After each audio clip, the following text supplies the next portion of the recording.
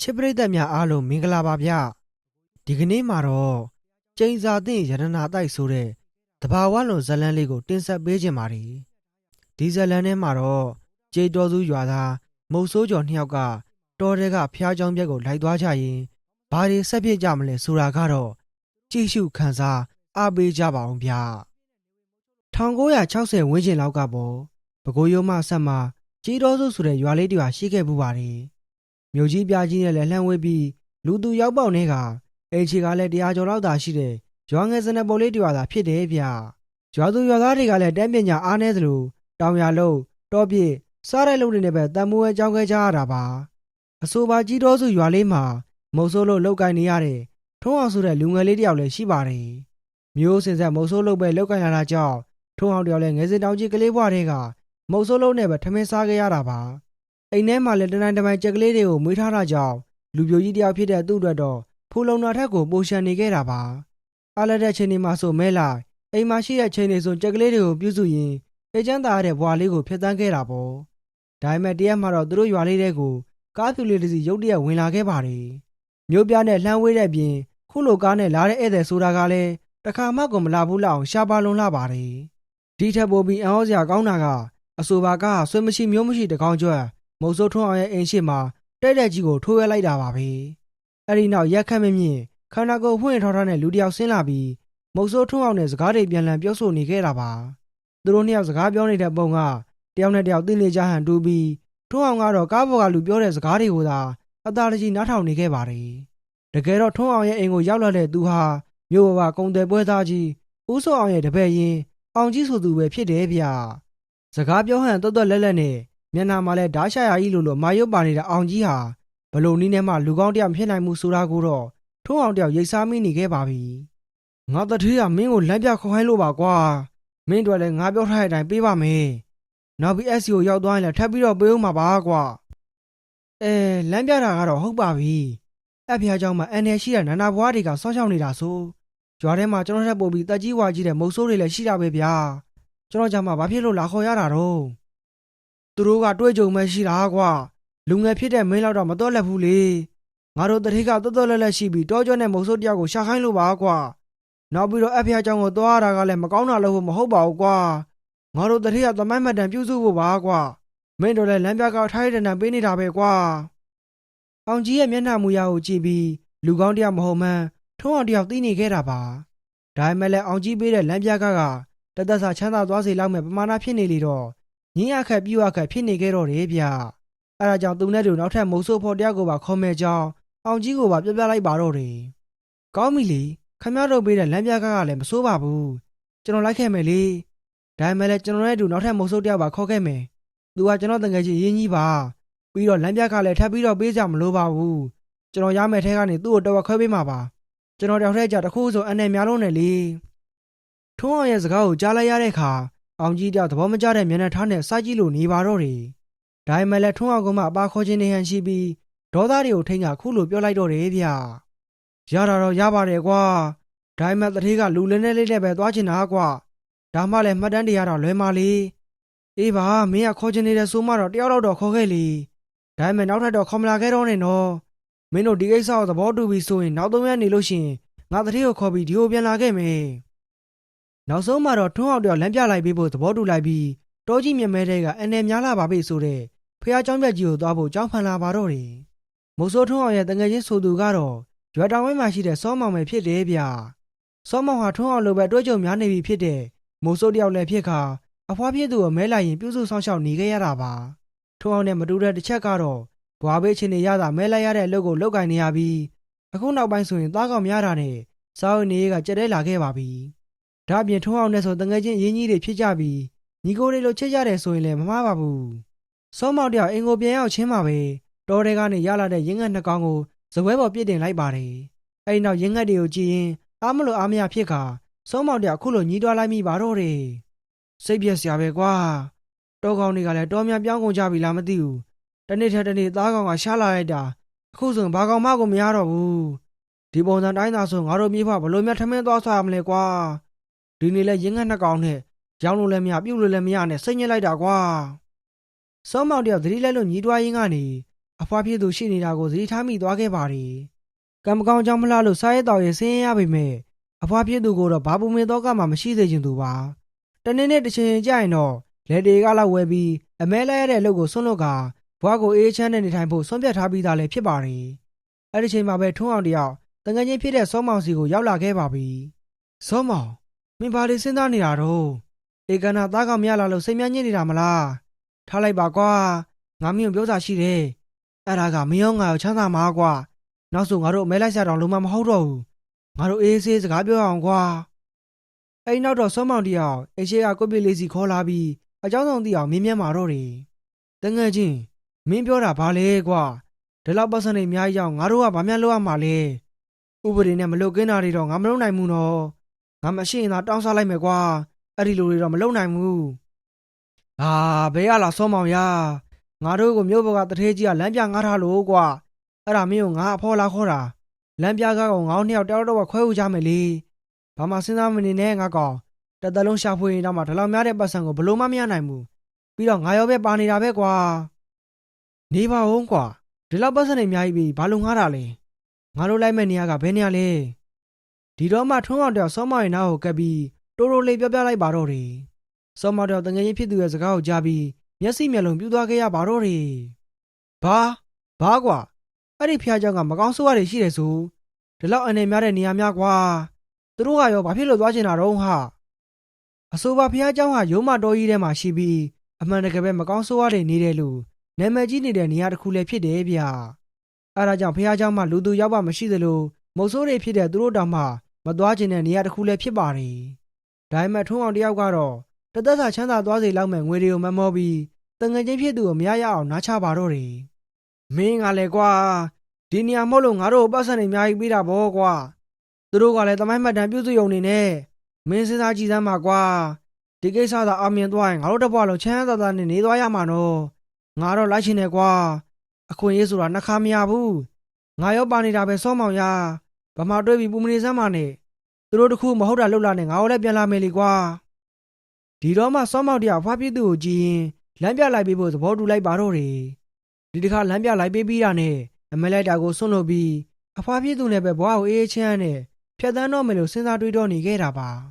အေးပါမင်းရောပါနေတဲ့ဆိုမှတော့ငါယုံကြည်နဲ့လိုက်ခဲ့မယ်ကွာသူတို့မဟုတ်တာလုပ်ရင်တော့ဒီတိုင်းထားပြီးပြန်လာကြတာပေါ့ဒီလိုနဲ့ထွန်းအောင်လည်းနောက်3ရက်နေခီးထွက်တော့မဲ့အကြောင်းကိုပြောပြီးအိမ်ကိုပြန်လာခဲ့လိုက်တော့တယ်ဗျသူတို့နှစ်ယောက်ရဲ့စိတ်ထဲမှာတော့အရန်ကိုလွယ်တဲ့ကိစ္စတွေတခုလိုထင်မှတ်နေခဲ့ကြတာပ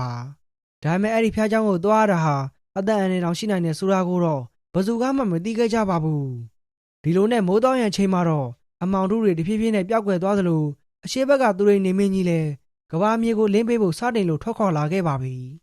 ဒီနေ့ရဆိုရင်မဲ့3ရက်မြောက်တဲ့နေ့ဖြစ်ပြီးမုတ်ဆိုးထွန်းအောင်နဲ့မုတ်ဆိုးစောမောင်တို့နှစ်ယောက်သားလမ်းပြလိုက်ပေးရမယ်နေ့တစ်နေ့လည်းဖြစ်တယ်ဗျမြို့ပေါ်ကတထေးမင်းနဲ့အောင်ကြီးတို့လည်းကြီးတော်စုရွာလေးကမုတ်ဆိုးထွန်းအောင်တို့အိမ်ကိုရောက်ရှိလို့နေခဲ့ပါပြီတထေးမင်းကအသားဖြူဖြူရမောင်းနေတော့လောက်ရှိပြီးကုံတယ်ပွဲသားဆိုတဲ့အတိုင်းလူရဲလေးကမတော်လောဘစိတ်လည်းရှိမဲ့ပုံစံဖြစ်တယ်ဗျသူရဲ့ဘေးမှာတော့တပည့်ဖြစ်သူအောင်ကြီးပါလာပြီးနှလုံးပြူးတဲ့လက်ကြီးကိုချိတ်ခါတခုဆိုရင်လွဲကန်ရင်တရဲပြဲမဲ့ပုံစံလည်းရှိပါတယ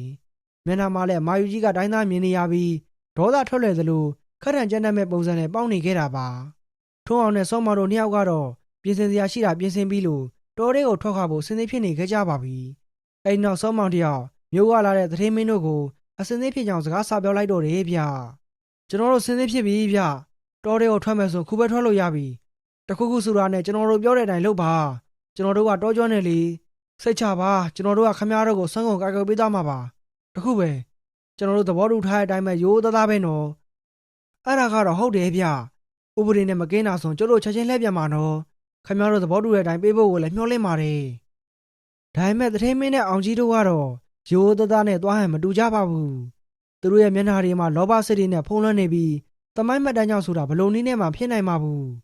ဒီလိုနဲ့လင်းရောင်ထွက်ပေါ်လာတဲ့အချိန်မှာတော့တော်ရဲကဖျားချမ်းမဲကိုသွားမဲ့ခီးစဉ်လည်းစတင်လို့လာခဲ့ပါပြီရှေ့ဆုံးမှာတော့ဆောမောက်ကလမ်းပြပြင်းနဲ့ဦးဆောင်ပြီးထွန်းအောင်ကတော့တထေးမင်းနောက်ကနေကာကွယ်ဖို့နောက်ဆုံးကနေလိုက်လာခဲ့တာပါအလဲမှာတော့အောင်ကြီးကတထေးနဲ့တူလိုက်လာပြီးတခုဆိုတာနဲ့တထေးနားမှာကာကွယ်ဖို့နှလုံးပြူတဲ့လက်ကိုပါတဘာတည်းယူဆောင်လာခဲ့တာပါတကယ်တော့ဖျားချမ်းပြက်ကြီးဟာကြီးတော်စုရွာလေးနဲ့လွန်ဝေးကွာပြီ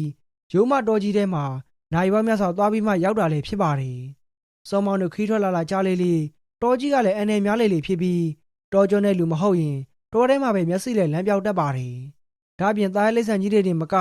ဆက်ရှိတဲ့သတ္တဝါတွေပါနေထိုင်ကြစားတာကြောင့်တော်လိုက်မုတ်ဆိုးတွေကလွဲရင်တာမန်လူတွေအတွက်တော့စက္ကန့်ပိုင်းလေးတွင်းမှာတင်အသက်ဆုံးရှုံးလို့သွားနိုင်ပါတယ်။ဒါပေမဲ့လို့ထွန်းအောင်အတွက်တော့ဒါတွေဟာထမင်းစားရည်တော့လို့ဖြစ်နေပြီးအနေကင်းနဲ့ခီးဆက်နိုင်ခဲ့တယ်ဗျ။အဲဒီနောက်တော့ခီးဆက်လာကြရင်အချိန်လေးလည်းကြာမြင့်လာခဲ့သလိုတော်ကြီးကလည်းတဖြည်းဖြည်းနဲ့နှက်လာခဲ့ပါပြီ။မနက်မိုးလင်းတဲ့ချိန်ကစလို့ခီးဆက်လာခဲ့ကြတာအခုဆိုရင်နေမိုးတဲလို့လာပြီလေဖြစ်ပါတယ်။အဲဒီချိန်ကသတင်းမင်းနဲ့အောင်ကြီးတို့အတွက်ဘာမှဖြစ်ပေမဲ့မနက်ထဲကဘာမှစားမလာခဲ့ရတဲ့ထွန်းအောင်နဲ့စောမောင်တို့အတွက်ကတော့တကူကြီးနဲ့မြည်နေခဲ့ကြတော့တယ်ဗျ။ဒီလိုနဲ့နိုင်နှဲငယ်ကြတဲ့အခါမှာတော့နေပူရှိန်လွတ်မြင့်လာပြီးနေအောင်ကြီးစောင်းကလည်းဥကောင်းထက်ကိုရောက်ရှိလို့လာခဲ့ပါပြီ။တော်တွေကတစ်ပင်အုပ်ကြီးတွေကနေအောင်ကိုတော်တင်ကာကွယ်ပေးနိုင်တယ်ဆိုပေမဲ့မနာနဲ့ခီးဆက်လာတာကြောင့်ထွန်းအောင်နဲ့စောမောင်တို့ကတော့ဆလာမှုတန်ကိုမခံစားနိုင်တော့ပဲရောက်တဲ့နေရာမှာပဲခဏနားဖို့ဆုံးဖြတ်လိုက်တော့တယ်ဗျ။ကျွန်တော်တို့ခီးဆက်လာတာလည်းကြာပြီဒီတော့ဒီမှာပဲခဏနားရအောင်ဗျာထမင်းစားပြီးမှခီးဆက်ကြတာပေါ့ဒီခါမှာတော့အောင်ကြီးလည်းဒေါသရိုက်ထွက်သွားကစိတ်ဆိုးမှန်ဆိုးနဲ့ခုလိုပြောလိုက်ပါတော့တယ်ဟာမင်းတို့ကလည်းကွာငါတို့တတိယမင်းတို့ကိုအလကားခေါ်လာတာမဟုတ်ဘူးပတ်စံပေးပြီးတော့ခေါ်လာတာကွာမင်းတို့လောက်တာနဲ့ချင်းနေနောက်ကြတယ်မရောက်ကွာမနာနဲ့ငါတို့ဖះเจ้าကိုမြင်မြင်ရောက်မှဖြစ်မယ်မနာလို့တော့မရဘူးဗျကျွန်တော်လည်းဘိုက်စားလာပြီဒီတော်ထဲမှာအားရှိမှတတ်ရှင်မှာခမရနားလေထားခမရတို့ပတ်စံမပေးတော့ရင်နေပြကျတို့ကတော့မဖြစ်မနေနားမှဖြစ်မယ်တကယ်လို့ခမရတို့စင်ပြေလဲကို့ဘာသာကိုဆက်သွားလိုက်ကြတော့လေကဲပါတော်ကြပါတော့ငါတူကြီးတို့နားရှင်နေဆိုနားကြလေဦးလေးတို့ကမင်းတို့နှစ်ယောက်ကိုအားကိုးပြီးတော့လာတာပါကွာတူလေးတို့မပါဘဲနဲ့တော့ဘယ်ခိဆက်လို့ဖြစ်ပါမလဲနားမယ်ဆိုလဲမြန်တော့နားကြဟာနောက်ကြလို့တော့မဖြစ်ဘူးနော်ဒီလုံးနဲ့စားပြီးတောက်ပြီးတဲ့နောက်မှာတော့သူတို့ကခီးကိုဆက်လက်နှင်လာခဲ့ကြတော့တယ်ဗျဒါပေမဲ့လို့ဖះเจ้าမြတ်ကိုမရောက်နိုင်သေးပဲမိုးချုံနေဝင်တော့မှလည်းဖြစ်ပါတယ်နေကင်းကြောင်တော်မတွေအန်နယ်တွေပတ်လက်ဝိုင်းနေတဲ့ရိုးမတော်ကြီးထဲမှာညဘက်ခီးဆက်ဖို့ဆိုတာကကိုယ်တည်ရင်ကိုတူးသူလိုပဲဖြစ်နေမှာပါအဲဒါကြောင့်တွေးယုံရှိတဲ့ထွန်းအောင်နဲ့စောမောင်တို့နှစ်ယောက်ကတော့လုံခြုံတဲ့နေရာမှာခီးထောင်နာဖို့စီစဉ်ကြပါတော့တယ်တကယ်တော့ရိုးမတော်ကြီးထဲမှာမြင်ရတဲ့အန်နယ်တွေလည်းရှိသလိုမမြင်ရတဲ့နာနာဘဝမကောင်းဆိုးရတဲ့အန်နယ်ကလည်းရှိနေခဲ့တာပါအဲ့နောက်ဒလေထုံးတန်းရဆိုင်ရာပယံနက်တွေကိုပူဇော်ပြီးနေရာကောင်းကိုရှာဖွေကြပါတော့တယ်အဲ့ဒီလိုလှုပ်ဆောင်ရခြင်းဟာမုတ်ဆိုးတွေလုံနေကြဖြစ်ပြီးတောထဲမှာခီးထောင်နားမယ်ဆိုရင်တောဆောင်နဲ့တောင်ဆောင်နဲ့တွေကိုပါလာသမျှရက်သေးသာစားကြဆုံလေးနဲ့ပူဇော်ပါသားရတာပါအဲ့ဒီလိုပူဇော်ပါသားပြီးတာနဲ့လက်ထဲကပွားကိုလေပေါ်မှာပြစ်လိုက်တာနဲ့အမေတစ်ခုမှချင်းမိသွားရင်အဲ့ဒီပင်နာမှာအနေကင်းတယ်လို့သတ်မှတ်ကြတာလည်းဖြစ်ပါတယ်ဒါပေမဲ့မျိုးကလာတဲ့သတင်းမင်းနဲ့အောင်ကြီးတို့ကတော့ဒါတွေကိုပို့လို့တယ်လို့ထင်နေကြတာပေါ့တောဆောင်နဲ့တောင်ဆောင်နဲ့ကိုပူဇော်ပြီးတာနဲ့စောမောင်တောင်သူ့ရဲ့ပွားကိုလေပေါ်မှာပြစ်လိုက်ပါတော့တယ်အဲ့ဒီခါပွားကဘေးနားမှာရှိတဲ့တရက်ပင်တစ်ခုရဲ့တေကိုင်းပေါ်မှာတင်နေခဲ့ပါတယ်။အဲဒါကြောင့်ဆိုပါတရက်ပင်နားမှာဘေးရနေကင်းတယ်လို့သတ်မှတ်လို့ရပါပြီ။တကယ်လို့သာပွားကဘယ်တေကိုင်းပေါ်မှာမချိတ်မိခဲ့ဘူးဆိုရင်တခြားနေရာအသစ်တွေကိုရှာဖွေကြရမှာလည်းဖြစ်ပါတယ်။ခုလိုလုပ်ရတဲ့ဒလိဟာထွန်းအောင်နဲ့စောမောင်တို့လူမဖြစ်ခင်ချိန်တည်းကမုတ်ဆိုးတိုင်းလုပ်ခဲ့ရတဲ့ဆင်လာကြီးတစ်ခုလည်းဖြစ်လို့နေပြန်ပါတယ်။ဒီလိုနဲ့သူတို့ကတဲပင်နှစ်ပင်ကြားမှာလေးစိမ်လေးထိုးပြီးခီးထောင်နာဖို့စီစဉ်ကြပါတော့တယ်။မိုးစုံစုံချုပ်တဲ့အချိန်မှာတော့ရိုးမတော်ကြီးထဲမှာတစ်ပင်ရင်းတဲ့နေဘယ်ကမှမသိတဲ့အော်ဇန်နေဟာကြောက်ချောဝေရာတိဖြစ်နေခဲ့ပါတယ်။တိုက်တိုက်ဆန်ဆန်အဲ့ဒီနေ့ညဟာလာပညာလေးတညဖြစ်တယ်ဗျ။လင်းစင်ပေါ်မှာတော့ကင်းဆောင်တဲ့သူဟာဆောင်အိပ်ပျော်နေတဲ့သူဟာအိပ်ပျော်နေခဲ့ပါပြီ။အစီအစဉ်ရနှစ်ယောက်ရဲကင်းဆောင်ရမှာဖြစ်ပြီး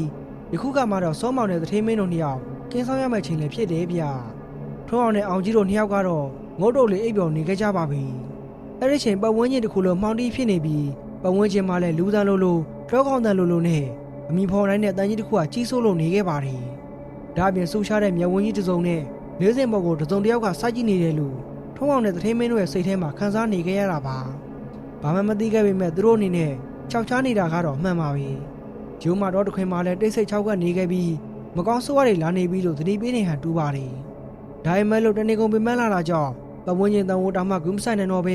ဲနှစ်ချိုင်းစွာအိပ်ပျော်လို့သွားခဲ့ကြပါပြီ။တရားပြီးတောင်ကိစ္စရမှာဖြစ်ပေမဲ့မိခင်နဲ့အိပ်ပျော်သွားခဲ့ကြကလင်းစင်ပေါ်မှာအားလုံးအိပ်ပျော်သွားခဲ့ကြတော့တယ်ဗျ။အဲ့ဒီချိန်မှာပဲလူစားတယောက်ပုံစံနဲ့ခြေတော်တစ်ဖက်ပါတဲ့နာနာဘွားတွေရောက်ရှိလာခဲ့ပါတယ်။ကျဲလောင်တဲ့တန်ကြီးတွေနဲ့တူလင်းစင်နာမှာခုံပေါက်နေကြတာပါ။လင်းစင်ပေါ်ကလူလေးယောက်လုံးကတော့အဲ့ဒီတန်တွေကိုတောင်မှသတိမထားမိခဲ့ပဲအိမ်မောကြလို့နေပြီလည်းဖြစ်တယ်ဗျ။နာနာဘွားမကောင်းဆိုးရလို့မြောက်လို့သတ္တဝါကောင်တွေကတော့လင်းစင်ပေါ်ကလူတွေကိုအစိမ့်လိုက်ဝါဆော်တော့မယ်လား မျက်လုံးပြူးပြူးကြီးတွေနဲ့စိုက်ကြည့်လို့နေခဲ့ကြပါပြီပတ်ဝန်းကျင်တစ်ခုလုံးမှောင်တီးဖြစ်နေတာကြောင့်လူလားမြောက်လားနာနာဘွာလားဆိုတာကိုခွဲခြားလို့မရပဲလင်းစင်ပေါ်ကနေကြည့်ရင်ခက်ရေးရေးလေးသာမြင်နေခဲ့ရတော့တယ်ဗျသေချာတာတစ်ခုကတော့ခြေတော်တစ်ဖက်ပဲရှိတဲ့အဲ့ဒီကောင်တွေဟာတက်ရှိတဲ့တော်တကောင်ဆိုတာကတော့ဘလို့နည်းနဲ့မှဖြစ်နိုင်မှာဘူးသူတို့ရဲ့ပုံစံလေးကတော့တော်တဲ့ကောင်နေကြုံပြီးရောက်လာတဲ့လူလေးယောက်လုံးကိုအချင်းလဲကိုက်ပြက်ဆောက်တော့ပြဖို့ဟန်ပြင်းနေခဲ့ကြပါပြီတနက်တန်ထွက်ပြီးမှတော့အဆိုပါနာနာဘွားကောင်တွေစီကနေ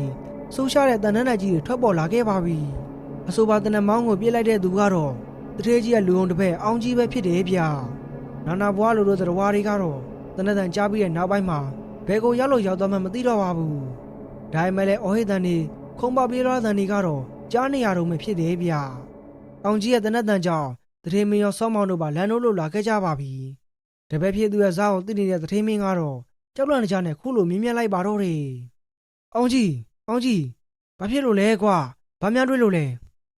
အောင်ကြီးကတော့တနက်ကိုမချသေးပဲတတိကြီးထားကခုလိုပြန်ပြေးလိုက်ပါတော့တယ်ဘာကောင်းနေမှမသိဘူးဗျပုံစံကတော့လူတယောက်လိုပုံစံပဲဒါမှလည်းလူအထက်ကိုရက်ကရှင်းနေပြန်တယ်တခါခုံတော့တော်တော်ကိုမြန်နေဗျာဒါပေမဲ့တထေးမင်းနိုးလာတဲ့အခါမှာတော့ဘာတတော်မှမရှိတော့ပဲပတ်ဝန်းကျင်တစ်ခုလုံးကတိတ်ဆိတ်လို့နေခဲ့ပါပြီအဲဒီနောက်တော့ဘယ်သူမှမအိပ်တော့ပဲညာလုံးပေါက်လင်းစင်ပေါ်ကနေပတ်ဝန်းကျင်ကိုသာစောင့်ကြည့်နေကြပါတော့တယ်နောက်နေ့မနက်မှာတော့ရုံးမတော်တဲ့ကိုခိဆက်လက်နေလာခဲ့ကြပါပြီမကြခင်မှာပဲဖះကြောင်ပြတ်ထဲကိုရောက်တော့မှဖြစ်တယ်လို့ NLD နဲ့လည်းတဖြည်းဖြည်းနဲ့နီးကပ်လို့လာခဲ့ပါပြီခဏကြာမှတော့ဖះကြောင်ပြတ်ရဲ့မအူးဝကိုရောက်ရှိလို့လာပါတော့တယ်ဘယ်နှခုနှစ်ကတိဆောက်ထားလဲမသိခဲ့ပေမဲ့ဖះကြောင်ပြတ်ရဲ့မအူးတိုင်းကတော့ခိုင်ခန့်စွာတည်ရှိနေသေးပါဒါပေမဲ့လို့လူသူရောက်ပါမရှိတာကြောင့်ဖះကြောင်ဝင်ဝမှာတင်ခြုံတွေနဲ့ထူထပ်နေခဲ့တယ်ဗျအဆိုပါဖះကြောင်ကြီးထဲမှာတော့ခြုံတဲ့တစ်ပွင့်နဲ့ထူထပ်နေခဲ့ပေမဲ့ဖះကြောင်ဆောင်နေမှာတော့အကောင်းပကတိတိုင်းဖြစ်နေခဲ့တာပါရှေးရခင်ကဗုဒ္ဓဘာသာဝင်တို့ထွန်းမြတ်ထားရာကိုကိုရအကြောင်းကြီးတစ်ကြောင်ဖြစ်ခဲ့ပေမဲ့ယခုခါမှာတော့လူတိုင်းကြောက်လန့်ရတယ်နာနာဘူးကမကောင်းဆိုးရတဲ့အင်ကြီးတစ်ခုလိုဖြစ်နေခဲ့ပါပြီသူတို့ရောက်သွားတဲ့ခြေဟာညနေနေဝင်ရိုးရီဖြစ်တာကြောင့်ဖះကြောင်မြတ်ကြီးကပို့ပြီးတော့ကြောက်စရာကောင်းနေခဲ့ပါတယ်ဒါပြင်ဇီရီချို့မှလည်းခြုံတွေနဲ့ဖုံးလွှမ်းနေခဲ့ပြီးအချို့နေရာတွေဆိုမှောင်တီးဖြစ်နေကမကောင်းဆိုးရတဲ့နေထိုင်သလားတောင်ထင်ရပါတယ်ဒါပေမဲ့လို့သတင်းမင်းနဲ့တပည့်ဖြစ်သူအောင်ကြီးတို့ကတော့ကြောက်လန့်ခြင်းလှင်းမရှိသလိုတစ်ခုခုကိုလင်းမြန်လိုချင်နေတဲ့ပုံစံပေါက်နေခဲ့တယ်ဗျအဲ့နောက်တော့သူတို့ဟာဟောင်းနှွမ်းနေပြီဖြစ်တဲ့ဖះเจ้าပြတ်ထဲကိုဝင်လာခဲ့ကြပါပြီအဆိုပါเจ้าပြတ်ထဲမှာတော့ခြုံတွေတက်နေသလိုဗုဒ္ဓဆင်းလူတော်တွေမှာလည်းအတော်လေးကိုဟောင်းနှွမ်းလို့နေခဲ့ပါပြီတရေကြီးနဲ့အောင်ကြီးတို့ကတော့ဗုဒ္ဓဘာသာဝင်တွေဖြစ်ကြပြီမဲ့ဖះရဲ့ရုပ်ပွားတော်ရှေ့မှာတနကြီးတကားကားနဲ့ချမ်းသာဖို့ရေးဘာမဆိုလုံးမန်နေထားတွေဖြစ်တယ်ဗျသူတို့ဟာအဲ့ဒီဖះเจ้าပြတ်ထဲမှာပဲစကန်းချကြရင်တဖြည်းဖြည်းနဲ့နေဝင်မုတ်ချုပ်လို့သွားခဲ့ပါပြီအဲ့ဒီချိန်ဖះเจ้าပြတ်ထဲမှာတော့တစ်မဲ့ရင်းရွယ်တဲ့နေမကောင်းဆိုးဝါးတန်လို့တောကောင်လိုတန်နေနဲ့စူညံပေါ်လို့ရိုက်နေခဲ့တာပါထုံးအောင်နဲ့စောမောင်တို့ကတော့မိတို့ကြီးတွေကိုကိုစီကန်ထားကြရင်အလင်းအောင်ရအောင်အားဆိုင်ပြုလုပ်နေခဲ့ကြပါတယ်ဘေးနားကကြားနေရတဲ့တန်ပလန်တွေကြောင့်ဘယ်တော့မှမလာနိုင်အောင်လဲမိတို့တွေကိုဖွင့်ရဲနေခဲ့ကြတယ်ဗျအဲ့ဒီချိန်တထေးမင်းတို့မှတော့သူတို့ရဲ့စီစဉ်တိုင်းစတင်ပြုလုပ်ကြပါတော့တယ်တပည့်ဖြစ်သူအောင်ကြီးကလည်းဘေဘီဝဲရချင်းတွေကိုစောင့်ကြည့်နေခဲ့တာပါအောင်ကြီးငါတို့စင်းလူတော်ကြီးကိုရအောင်ဖျားမယ်ကွာဒီအောင်မှငါတို့လိုချင်နေတဲ့ဟာတွေရှိတယ်ဒီလိုနဲ့လောဘစိတ်တက်နေတဲ့တထေးမင်းတို့ဟာဖျားစင်းလူတော်ကိုရွှေ့ဖို့အားကုန်စိုက်သုံးကြပါတော့တယ်ဒါပေမဲ့စင်းလူတော်ကြီးကနည်းနည်းလေးတောင်မှမရွေးခဲ့ပဲတထေးမင်းတို့လည်းဘလောက်ရွှေ့မရွေးပဲဖြစ်နေကြတော့တယ်ဗျနောက်ဆုံးမှာတော့တထေးမင်းနဲ့အောင်ကြီးတို့ခြေကုံလက်ပန်းကြတဲ့အထိစင်းလူတော်ကြီးကိုရွှေ့လို့မရပဲဖြစ်နေပါတော့တယ်အဲ့ဒီကအောင်ကြီးကနောက်ကိုပြန်လှည့်လာပြီးဒေါသတွေနဲ့ခုလိုအော်ပြောလိုက်ပါတော့တယ်မင်းတို့နှစ်ယောက်ကဘာရက်ကြည့်နေတာလဲဒီမှာငါတို့လာပြီးတော့တွန်းပေးအောင်လေကွာမင်းတို့ခေါ်လာတာအလကားခေါ်လာတာမဟုတ်ဘူးကွာပတ်စံနေအများကြီးပြီးခေါ်လာရတာဒါလေးတောင်မှအာမကွင်းရလက်ကားကောင်းနေပဲဒီတော့မှမီးတို့ကြီးတို့ကိုင်းပြီးရက်ကြည့်နေကြတယ်စောမတို့နှစ်ယောက်လဲတထင်းမင်းတို့ကိုကူမာပေးဖို့ရောက်လာကြပါတော့တယ်နောက်ဆုံးမှတော့လူလေးယောက်ဝိုင်းတွန်းလိုက်ကြတဲ့အခါစင်းလူတော်ကြီးလည်းနေရာရွေးသွားပြီးအောက်မှာတော့ရွှေတုံးတွေကိုမြင်နေခဲ့ရပါပြီအဆိုပါရွှေတုံးတွေဟာဖျားထာမနာတွေဖြစ်ကြပြီးဆယ်သက်စားလို့မကုန်နိုင်တဲ့ပမာဏလည်းဖြစ်တယ်ဗျတကယ်တော့ဖျားเจ้าပြတ်ထဲမှာထာပနာပစ္စည်းတွေနဲ့တူနာနာဘွားမကောင်းဆိုးဝါးတွေကိုပါစောင့်နေတဲ့ထားခဲ့တာလို့ကြီးတော်စုရွာလေးမှာမသိသူမရှိကြပါဘူးဒါပေမဲ့လို့မြဝထွင်တွေမမြင်တွေ့တာကတကြောင်ဖျားเจ้าနဲ့မှသဲတစေတွေရှိနေတာကတကြောင်ဘယ်သူမှလည်းမသွားရဲကြတာကြောင့်မျက်မြင်တွေ့ဘူးသူလည်းမရှိပါဘူးအခုချိန်မှာတော့သူတို့ကိုယ်တိုင်မြဝထွင်တွေမြင်တွေ့လိုက်ရတာကြောင့်စောမောင်နဲ့ထုံးအောင်တို့နှစ်ယောက်သားမျက်စိမျက်လုံးပြူးသွားခဲ့ရပါပြီအဲဒီနောက်စောမောင်ကကိုယ့်မျက်လုံးကိုတောင်မှမယုံနိုင်ပဲရွှေတုံးတွေကိုလက်နဲ့သေချာကန်ကြည့်ကအခုလိုရေရိုးလိုက်မိပါတော့တယ် ဒါတွေကဖျားတာမလားရွှေတွေပဲငါတို့ကြားဘူးနေတာကဒါနာရီတက်တက်မဟုတ်ဘူးဒီမှာဌာပနာရှိတယ်ဆိုစောင်းတွေကလည်းတေချာပေါင်းရှိမှာပဲငါတို့ဒီဟာတွေကိုယူလို့မဖြစ်ဘူးငါတို့တွေအကုန်လုံးမကောင်းဆိုးရတွေတက်တာခံနေရလိမ့်မယ်ဒီလိုနဲ့စောင်းမောင်တယောက်ထွန်းအောင်ဘက်ကိုပြန်လှည့်လိုက်ပြီးအခုလိုပြက်ပြက်သားသားပြုတ်လိုက်တော့တယ်ဗျထွန်းအောင်မင်းကိုငှားလာတဲ့ကောင်တွေကလူကောင်းတွေမဟုတ်ဘူးတမိုင်းပတ်တန်ပြုစုဖို့လည်းမဟုတ်ဘူးသူတို့ထားခဲ့ပြီးငါတို့ပြန်မဖြစ်မယ်လာဟိကောင်ဒီထဲမှာမကောင်းဆိုးရတွေလည်းရှိတယ်ကွာစောမောင်တယောက်အဲ့ဒီလိုပြောဆိုနေတဲ့အချိန်မှာပဲရုတ်တဲ့တနက်တန်ထွက်ပေါ်လာပြီးသူ့ရဲ့ရင်ဝါတက်တဲ့ကိုဝင်းမှန်းကပုံလျက်လဲကျသွားခဲ့ပါတယ်သူ့ကိုတနက်နဲ့ပြစ်လိုက်တဲ့သူကတော့တခြားသူမဟုတ်ပဲလောဘစိတ်တက်နေတဲ့သတင်းမင်းပဲဖြစ်တယ်ဗျစောမောင်တယောက်ကတော့သတင်းမင်းရဲ့တနက်ကြည်တန်းကြောင့်မှောက်ရကြီးသေဆုံးလို့သွားခဲ့ပါပြီထုံးအောင်တယောက်တငယ်ချင်းဖြစ်သူရဲ့ဘေးနားမှာယူကျုံမရငိုကြွေးပါတော့တယ်တငယ်ချင်းငါတောင်းမမာတယ်ကွာမင်းကိုဒီခေါ်လာခဲ့မိတာငါမှားတာပါကွာငါတောင်းမမာတယ်ကွာငါဒါတွေအားလုံးငါပြည့်လေကြီးတယ်ပါပဲကွာဟေးကောင်ဘာမှလွမ်းသက်မနေနဲ့သူ့ပြင်းနဲ့သူသွားတာမင်းမငါ့ကိုအားခံရင်မင်းတငယ်ချင်းတော့ကိုလိုက်သွားရမယ်နော်ဟေးကောင်မင်းတို့ကိုဒီလောက်ပတ်စံနဲ့အများကြီးပေးပြီးခေါ်လာတာကလကားသက်ခေါ်လာပါမလားကွာငါဘာမှမရပဲအဲ့ဒီလောက်ထိပေးရအောင်ငါယူနေတာမှမဟုတ်တာထားရအောင်ခုထပြီးအဲ့ဒီတက်တာမြ мян တဲ့မင်းကောင်းတဲ့ကိုကြီးစားနေတောင်းလိုက်ပြစ်သွင်းလိုက်မှာနော်ရက်ဆက်လိုက်ကြတာဗျာရက်ဆက်လိုက်ကြတာဖျားထားမနာကိုလည်းဖောက်တယ်ငါတငယ်ချင်းကိုလည်းတတ်တယ်ကွာဒါပေမဲ့ထွန်းအောင်တော့တထဲကြီးရဲ့လက်ထဲကကြီးတန်းကြောင့်ဖျားထားမနာတွေကိုကိုယ်တိုင်ကိုယ်ကျယူဆောင်ပေးဖို့အကြောင်းဖန်လာခဲ့ပါပြီဖျားထားမနာဖောက်တဲ့ဆိုတော့ကတော်လေးကိုကြီးလေးတဲ့ပြစ်ဆိုပေမဲ့အသက်မသေးဖို့ရေးကိုယ်တိုင်ကိုယ်ကျလှုံ့ဆော်ရတော့မှလည်းဖြစ်ပါတယ်အဲ့ဒီချိန်ဖျားเจ้าပြတ်ထဲမှာတော့ဖျားထားမနာစောင့်နေတဲ့မကောင်းဆိုးဝါနာနာဘွားတွေထပ်ပေါ်လို့လာပါတော့တယ်မကောင်းဆိုးဝါးတွေရဲ့အတန်တွေကလည်းเจ้าပြတ်ကြီးထဲမှာကျေလောင်စွာထပ်ပေါ်လို့လာခဲ့ပါပြီဒါပေမဲ့လောဘစိတ်တက်နေတဲ့သတင်းမင်းကတော့ဖျားထားမနာရွှေတွေကိုယူဆောင်လာခဲ့တော့တယ်ဗျထုံးအောင်တယောက်ရွှေသေးတာကြီးကိုမနိုင်မနှင်းတည်လာခဲ့ရသလိုနောက်ကနေလည်းအောင်ကြီးကတနက်နဲ့ထောက်ထားခဲ့တာပါသူတစ်ချက်လှုပ်လိုက်တာနဲ့အောင်ကြီးရဲ့တနက်က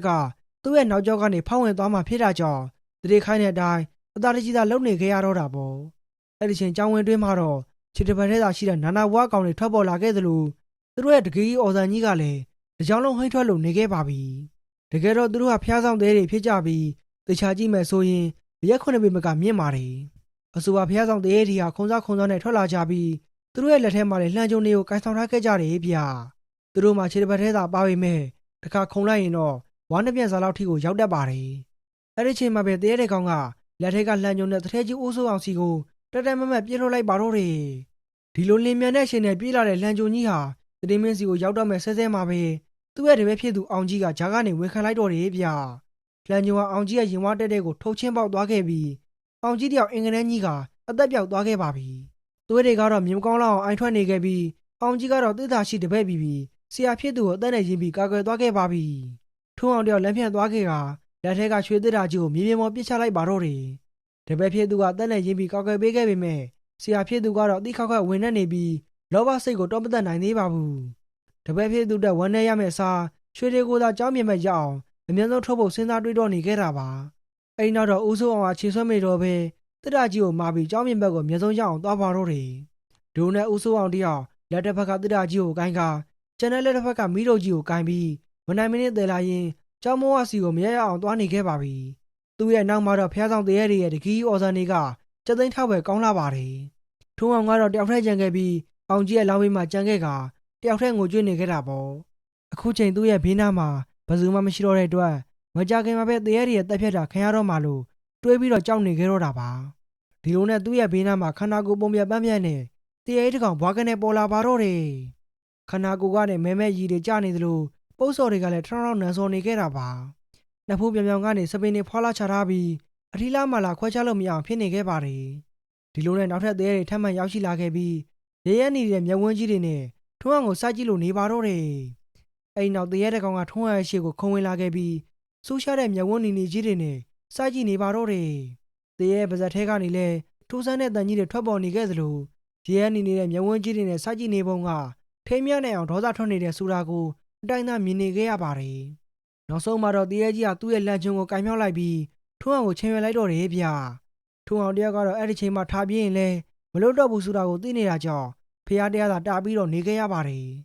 ်အဲ့နောက်တရေကြီးကသူ့ရဲ့လက်ချုံနဲ့ထုံးအောင်ကိုထိုးသက်လိုက်ဖို့ဟန်ပြင်းနေတော့မှပဲဒဲငင်းနဲ့ဆိုလို့တနက်တန်ထွက်ပေါ်လာခဲ့ပြီးတရေဟာနောက်ကိုပက်လက်လဲကျသွားခဲ့ပါတယ် အတန်ကြားအဘက်ကိုလှည့်ကြည့်လိုက်တဲ့အခါ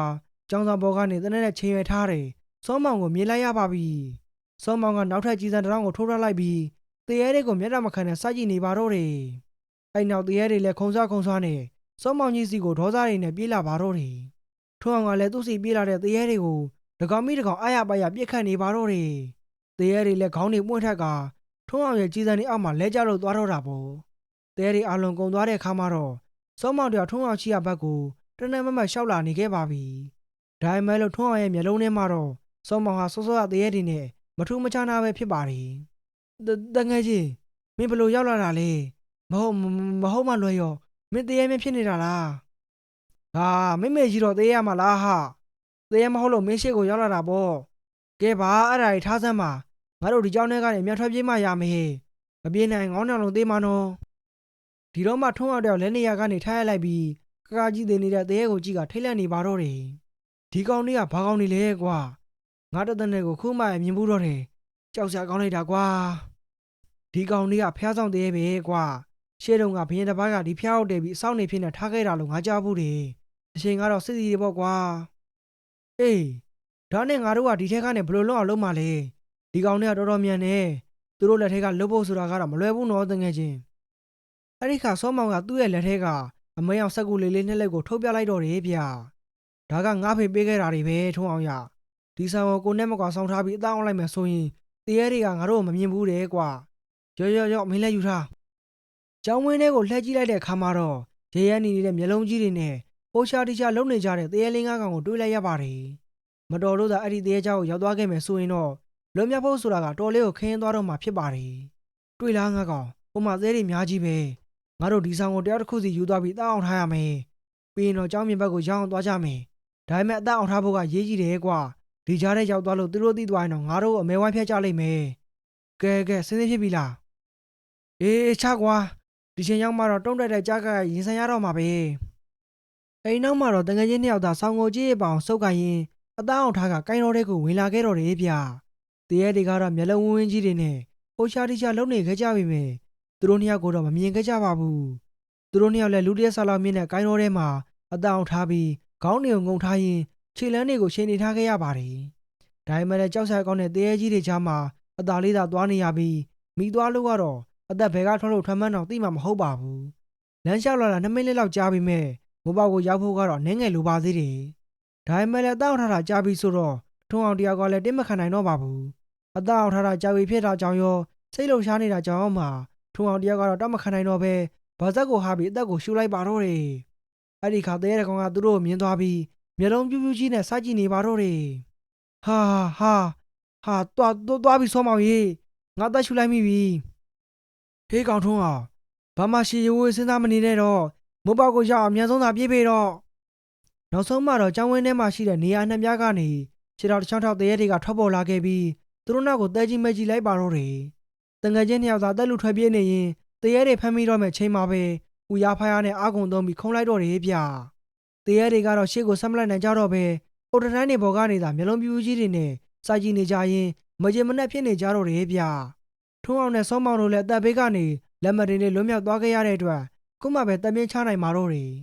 တစ်ဖက်မှာလည်းတရေကြီးစိုးအောင်တယောက်လောဘစိတ်ကိုတော့မသက်နိုင်သေးပဲတစ်တာကြီးကိုမနိုင်မနေသေးလာခဲ့ရအခုဆိုရင်ကျောင်းမဝဒတိုင်းသားကိုရောက်ခံနေပါပြီတကယ်လို့သာကျောင်းမဝပြင်ကိုရောက်မယ်ဆိုရင်တရေတွေလည်းဆက်မလိုက်နိုင်တော့သလိုသူ့ဘက်ကလည်းခုထက်ကိုပို့ပြီးတော့ကြီးတဲ့ချမ်းသာလာတော့မှဖြစ်တယ်ဗျအဲဒါကြောင့်လည်းရှေ့မှာမြင်နေရတဲ့မိုးပေါက်စီကိုအမြဲဆုံးရအောင်ခြေလမ်းတွေကိုချိန်နေကထွက်လာနေခဲ့ပါပြီမကြခင်မှာပဲကျင်းသားတဲ့ဖျားเจ้าပြက်ကြီးတဲ့ကနေဂျေနရာတွေနဲ့လွတ်မြောက်သွားတော့မှကိုတွေးတော့ရင်သူ့ရဲ့ရင်ထဲမှာပျော်ကြည့်ပျော်နေခဲ့ပါပြီဒီလိုနဲ့ရှောက်လာရင်ထွက်ပေါက်ကိုရောက်ခံနေမှာပဲလန်ဒန်ရှေးတစ်ချောင်းကသူ့စီကိုအချိန်ဟုန်နဲ့ရောက်လာပြီးတဲ့နောက်မှာတော့ဦးစိုးအောင်ရဲ့အပေါင်းကိုထုတ်ချင်းပေါက်စိုက်ဝင်သွားပါတော့တယ်ရုပ်ခဲလောက်နာကျင်လုံးနဲ့ဝေဒနာကြောင့်ဦးစိုးအောင်တယောက်နာကျင်စွာအော်ဟစ်လူးလိမ့်နေခဲ့ရတာပေါ့ရှေ့မှာလည်းကျောင်းမဝါကိုရောက်တော့မှဖြစ်တာကြောင့်ဦးစိုးအောင်တယောက်ဝေဒနာတွေကြားထဲကနေကျောင်းမြင်ကိုရောက်ကိုယုံသွားနေရပါတော့တယ်တာမန်ဆိုရင်ခြေတလန်းလောက်ခုံလိုက်ယုံနဲ့ကျောင်းမြင်ကိုတားလေးရောက်နိုင်ပြီမဲ့ဦးစိုးအောင်တယောက်ပေါင်မာလှန်ဆိုင်နေတဲ့အတွက်လှန်ကားထုံးမြတာကြောင့်ဝေဒနာတွေကြားထဲကနေကိုုံကြီးသွားနေခဲ့ရတော့တာပါဒါပေမဲ့ကျောင်းမြင်ကိုရောက်ခန့်နေဆက်ဆက်လေးမှာပဲတရေကြီးတကောင်ထွက်ပေါ်လာခဲ့ပြီးခြေတဲကနေပိတ်ချပစ်လိုက်တော့တယ်ဗျအဲ့နောက်တကြီးကြီးမြင်နေတဲ့အတန်ကြီးနဲ့အတူဦးစိုးအောင်ကိုဒေါသရည်နဲ့စကြည့်က